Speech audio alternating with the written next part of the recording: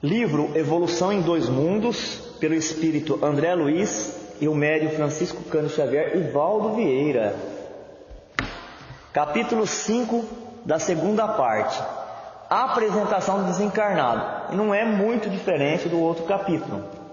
O capítulo que nós estudamos sábado passado foi linhas morfológicas do desencarnado. Qual é a aparência, a forma do espírito quando ele desencarna? E aqui ele está falando como é que o espírito se apresenta para o médium quando ele quer se comunicar com o médium, através da psicofonia, da psicografia, porque tem médium de psicofonia que vê o espírito antes dele incorporar, e tem médium que não vê. Importante o médium saber disso aí. Olha, a educação mediúnica, a instrução é muito importante. Ajuda o médium a ter mais segurança. E às vezes a gente recebe a entidade e a gente não vê ela. Se o médium souber disso, ele fala: mas então não é coisa que eu estou criando? Não é. É muito variável a mediunidade. Tem uma variedade numerosa. Nenhum médium é igual ao outro.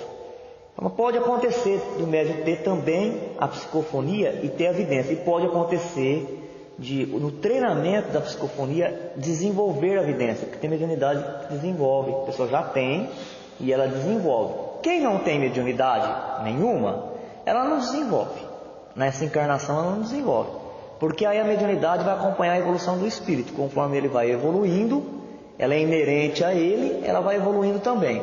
Mas às vezes a pessoa já tem essa mediunidade, ela não conhece, ela ignora, ela não sabe que ela existe, ou não dá atenção, e na medida que ela vai dar atenção, ela aflora, ela eclode. E tem pessoas que já desde tenra idade têm a clarividência, que é mais raro. Ela já vê os espíritos. Outro dia eu estava ouvindo uma palestra e fala do grau de clarividência do Divaldo. Uma pessoa serviu para ele o almoço, acomodou ele na casa para que ele fizesse a palestra à noite. E teve a ideia de chamar um amigo do Divaldo, que era amigo dele em comum, e morava no interior. Essa palestra era na capital do estado e o amigo morava no interior. E o amigo veio, mas era uma surpresa para o Divaldo. Eles não falaram nada para o Divaldo. Na hora que abriu a porta para o Divaldo, esse amigo já estava lá. Aí o Divaldo cumprimentou os donos da casa, foi direto, passou direto por esse amigo aí do interior e sentou no sofá. Aí o dono da casa falou: Divaldo, você não viu o fulano de tal? Ele é teu amigo, nós fizemos essa surpresa para você. Você não viu ele, que você não cumprimentou? Ele falou: não é isso. Ele não mora aqui, ele mora muito longe daqui, não estava combinado. E acontece, aí ele confidenciou, acontece que nessa situação eu tenho que esperar alguém cumprimentar a pessoa, porque eu não sei se é encarnado ou desencarnado. Você vê? Aí a pessoa que estava contando isso, ela falou: pode perceber que esses médiuns não dirigem carro, e nenhum deles dirige mesmo. Eles não dirigem, sempre alguém que dirige por eles. Por quê? Porque pode aparecer um espírito na frente. A pessoa às vezes fala que quer ter a mediunidade, né? Aparece um espírito. Segundo Kardec, o que os espíritos falam por Kardec, todo o espaço é povoado por espírito. Não tem um lugar que não tem espírito. O clarividente vê eles. Aí está dirigindo no meio de uma rodovia, ele aparece. Eu vi muitos acidentes para dirigir. É, por isso que eles não dirigem. Então tem gente que já tem essa mediunidade da clarividência, e tem outros que vão desenvolvendo. Ou na psicografia, tem gente que tem a psicografia, ela tem 3 tipos de psicografia. Tem a intuitiva, tem a mecânica, tem a semimecânica, e além dessa o médium pode estar vendo o espírito, ele pode ter a evidência. É isso que ele está falando, como ele se apresenta. Porque no outro caso foi na hora do desencarne. Desencarnou, como é que fica o corpo perispiritual? Fica semelhante ao da encarnação. Se é um espírito muito evoluído, logo nas primeiras horas no mundo espiritual, na condição de desencarnado, ele tem o poder mental para mudar a forma, porque o perispírito ele é plástico. Mas se não for um espírito avançado, é muito difícil ele mudar nas primeiras horas. Com o tempo ele vai mudando. Aprendemos também que se uma pessoa desencarna com idade avançada, se ela é um espírito avançado, ela pode dar a forma que ela quiser para o espírito, rejuvenescer em poucas horas. Se ela é mediana, quer dizer, nem está falando que é um espírito atrasado, inferior. Se é de uma evolução mediana, vai depender do tempo. Com o passar do tempo, vai rejuvenescendo. E se for uma criança? A mesma coisa. Com o passar do tempo, ele vai ganhando a forma de adulto. A depender da evolução, pode demorar muitos anos. Não é também do jeito que a gente pensa.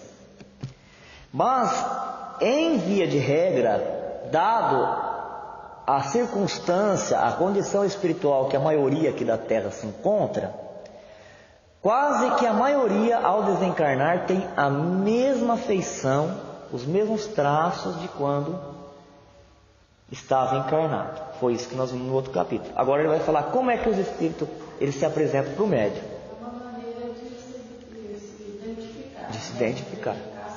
É uma identificação. É uma identificação, é a continuidade da individualidade, né? É um indivíduo, ele é o que ele é aqui, ele leva para lá o que ele é, no campo dos sentimentos, das ideias, e como a mente é que reflete no corpo perispiritual, esse fluido é uma energia, ele é modelado, quem dá forma para ele sempre é a mente, então, de acordo com aquilo que a gente pensa e sente, nós damos forma para ele. A pergunta que foi feita: que princípios regem a apresentação dos espíritos desencarnados aos médiuns humanos? Resposta: o aspecto que as entidades desencarnadas assumem perante os médiuns humanos, quando se comunicam na Terra, pode variar infinitamente. Não tem uma regra fixa, não é tudo igual. Os espíritos superiores, pelo domínio natural que exerce sobre as células psicossomáticas, podem adotar a apresentação que mais proveitosa se lhes afigure, com vistas à obra meritória que se propõe a realizar. No caso dos espíritos superiores, a mente dele exerce uma influência intensa e completa sobre as células do corpo psicossomático. O que é o corpo psicossomático? É o corpo perispiritual. Como cada corpo que nós temos, como em cada planeta nós temos um corpo perispiritual, de acordo com os fluidos do planeta, nós vamos entender que o corpo perispiritual é o verdadeiro corpo do homem da Terra. E este corpo, que é o verdadeiro corpo do homem da Terra, o corpo perispiritual, ele se adensa para encarnar. Porque tal como ele está lá, reflete o corpo físico. E quando ele desencarna, continua na Terra, né? São várias camadas, a gente já estudou aqui, e no Céu e Inferno também ele falou disso, de novo. Como são várias camadas que tem na Terra, mas a gente continua nessas camadas, ainda nós continuamos na Terra. Qual é o verdadeiro corpo? O que está conosco aqui ou quando está desencarnado? O corpo perispiritual, é o corpo do homem terráqueo. Se ele for para um outro planeta, encarnar em outro planeta, ele tem que se desprender desse corpo e adquirir um outro corpo lá. Só que para ele ir para outro planeta, por exemplo, Marte, ele tem que ter a condição, o poder mental, para que a mente dele consiga assimilar os fluidos de Marte, que é mais sutil, mais etéreo, e formar um corpo perispiritual de Marte. Entenderam isso? Concordam isso? Então está falando que esse corpo é formado por células, gente. Esse corpo perispiritual. E que esse espírito tem um controle superior sobre todas elas. Então ele pode dar a forma que ele quiser. E ele pode tomar. Por isso que às vezes a gente acha que é para todos, né? Você ouve uma coisa dessa, aí você generaliza, acha que todo espírito pode. Por isso que eles podem tomar a forma que eles quiserem, e às vezes eles escolhem de uma outra encarnação. Eu fui o sacerdote, o padre, agora eu vou fazer um trabalho de natureza religiosa. Seria interessante eu vestir a forma que eu tive nessa personalidade. É um espírito superior? Ele pode, ele toma a forma. E se ele quiser, naquele momento mesmo, já mudar a forma dele e pegar a forma, uma outra forma de uma outra encarnação que ele teve ou uma outra aparência, ele é superior? Ele tem poder mental? Ele tem controle sobre as células do corpo perispiritual? Tem. Aí ele pode. Quem é superior pode.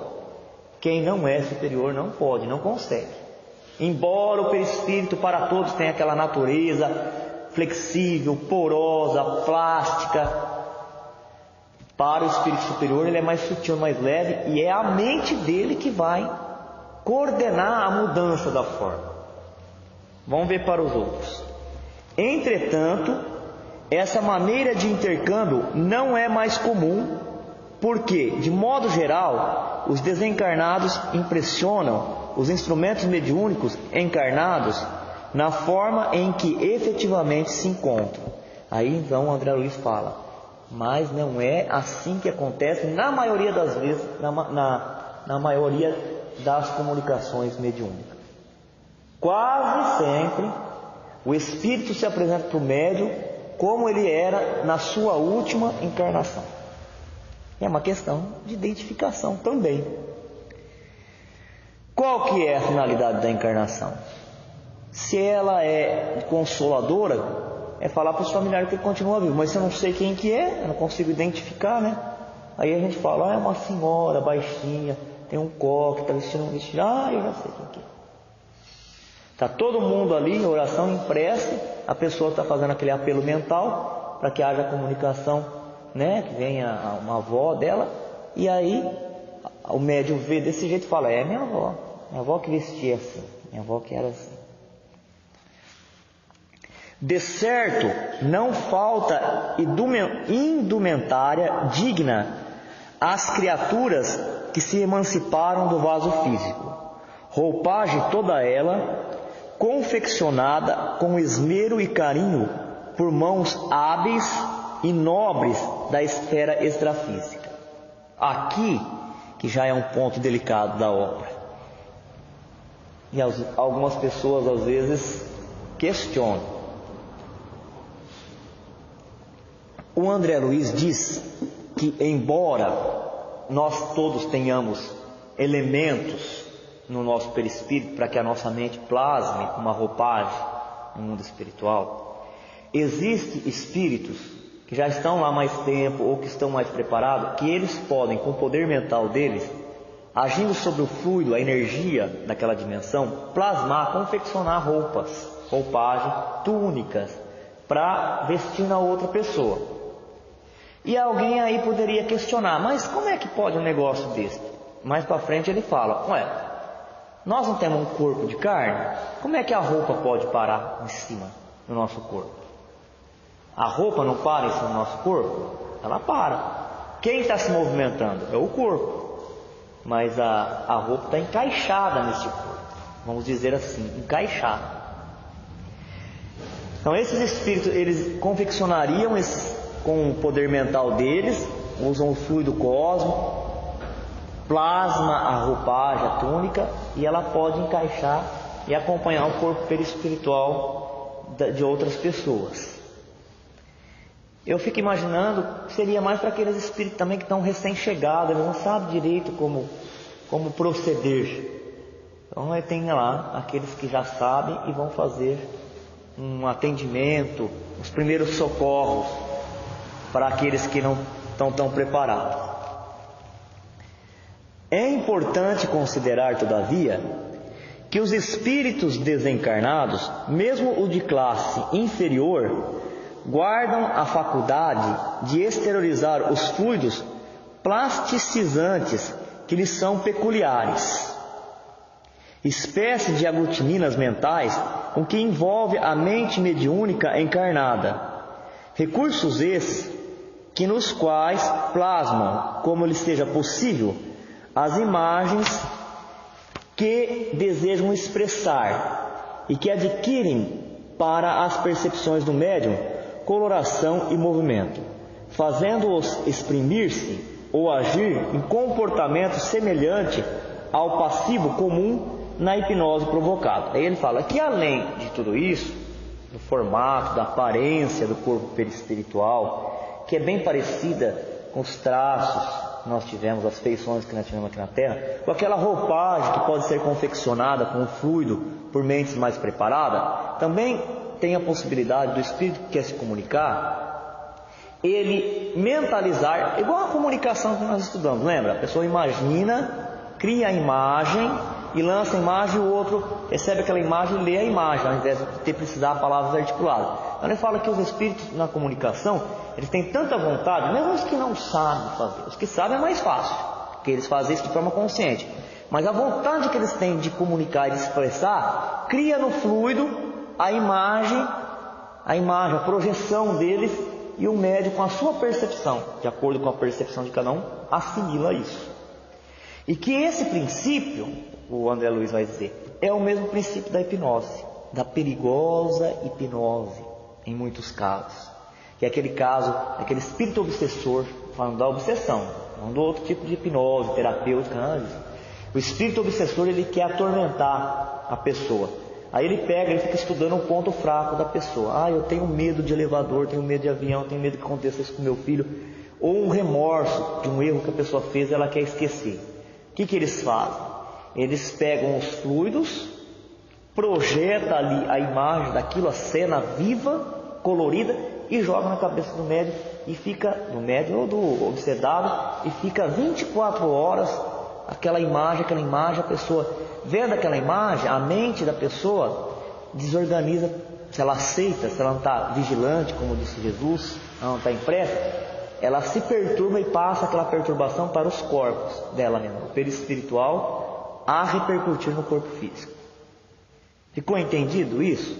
Faz algum tempo que a gente vem estudando isso, é didático, ele vai voltando, vai reforçando, porque como nós não estamos afeiçoados no dia a dia a falar sobre isso, então é importante a repetição para a gente ir gravando essas informações. Como interpretaremos a existência de roupas, calçados e peças protéticas nas entidades desencarnadas, se tais petrechos são inanimados, não sendo dirigidos de modo direto pela mente? Nós estudamos, mais uma vez, em Kardec, e vimos, quando o espírito está encarnado, a gente chama ele de alma. A alma é o espírito encarnado. E aí o perispírito fica funcionando como um corpo intermediário, um elo de ligação entre a alma, que não é feita da matéria como é aqui na Terra, e do corpo físico, que é todo material formado pelos elementos químicos. E o corpo fluídico, o corpo semimaterial, faz a ponte. O que o espírito tem vontade, através do perispírito, ele transmite pelo corpo, e o corpo obedece passivamente, porque o corpo não é inteligente. Aquela história de falar então que a carne é fraca, não é para espírita. Carne nenhuma é fraca e nem forte, a não ser daqueles fisiculturistas, né? Pode querer espetar uma agulha ali que não entra, só dele que é forte, o músculo. Mas no sentido que é empregado, não existe a carne é fraca, o espírito é fraco ou forte. E quando ele se encarna, surpresa, no que ele vai ser tentado? Naquilo que ele é fraco. Por quê? Porque se ele superar aquilo, ele evoluiu. Se ele não superar, ele não evoluiu. Aí ele volta para superar. Quem é fraco, quem é forte? O espírito. Então, o espírito tem a vontade, transmite a vontade dele através do perispírito para o corpo físico. O corpo físico, ele é passivo, é um instrumento, ele não tem vontade própria. Tanto é que ficou claro, o espírito desencarnou, rompeu o laço que liga o espírito ao corpo, o corpo não tem mais nenhum movimento. É inteligente, pode ter vida, porque vida não é dada pelo espírito, é dada pelo fluido vital. Mas se o espírito se afastar definitivamente, também a vitalidade fica pouco tempo ali, ela já volta para o celeiro universal. As coisas vão ficando mais claras, né? Parece que é difícil, mas elas vão ficando mais claras. Aí, o corpo físico é um corpo de contato, ele tem contato com o mundo material, o mundo da carne. Ele tem contato com o tato, ele tem contato com a visão, com a audição, com o olfato. Mais uma vez, é o espírito que vê? É o corpo físico que vê? Não. É o corpo físico que ouve? Não. Que sente o gosto, o cheiro? Também não. Quem sente é o espírito. Ele só tem o contato. Ele teve o contato, ele recebeu as impressões, ele transmite através do perispírito para o espírito. Quem sente é o espírito. Então, quando nós estamos encarnados como almas, somos as almas, o corpo perispiritual ele fica como, depois que ele serviu para modelar o nosso corpo, e continua modelando, porque as células físicas elas desencarnam toda hora, algumas, né, e reencarnam, outras, umas morrem, outras nascem, ele serve de intermediário.